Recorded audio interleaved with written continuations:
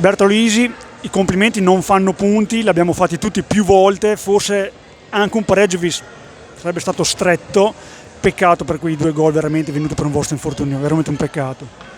Noi oggi abbiamo avuto un ragazzo che ha esordito per la prima volta in A2, non so se a 15-16 anni, per cui diciamo, oltre il miracolo non c'è da commentare nulla, quei due scivoloncini erano 2 passaggi che fa parte dello sport, ma ha fatto una partita eccezionale, sono orgoglioso di quello che hanno fatto questi ragazzi.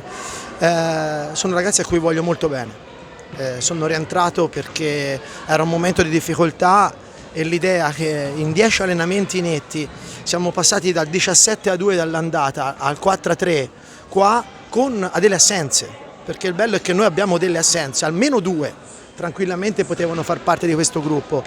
È segno evidente che il lavoro paga, nello sport bisogna lavorare e mettersi in discussione.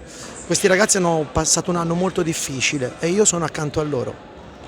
Guarda, mi hai anticipato perché sembravi proprio il loro padre, permettimi questo termine, perché li accompagnavi a ogni azione, loro ti ascoltavano, non c'è mai stato un momento di smarrimento ed è una squadra molto unita e ci siamo tutti meravigliati perché ci aspettavamo veramente un altro tipo di partita, forse anche Scandiano subito che l'ha un po' sottovalutata, però nel secondo tempo è stata una partita proprio alla pari, con anche molto rispetto e veramente siete arrivati fino all'ultimo secondo lottando alla pari contro Scandiano.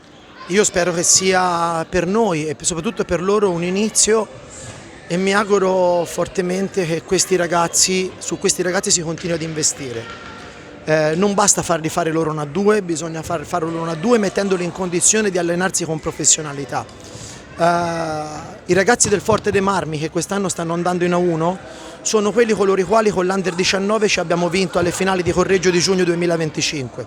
Se si lavora con professionalità e a Follonica abbiamo le abilità per lavorare con professionalità, anche questi ragazzi possono diventare dei giocatori. E infatti è l'augurio che facciamo per il proseguo di questi giocatori, di te anche come allenatore perché hai cambiato veramente la squadra. Questo grazie, ma lo devo a loro perché sentivo che loro mi rivolevano con loro e questo è molto bello.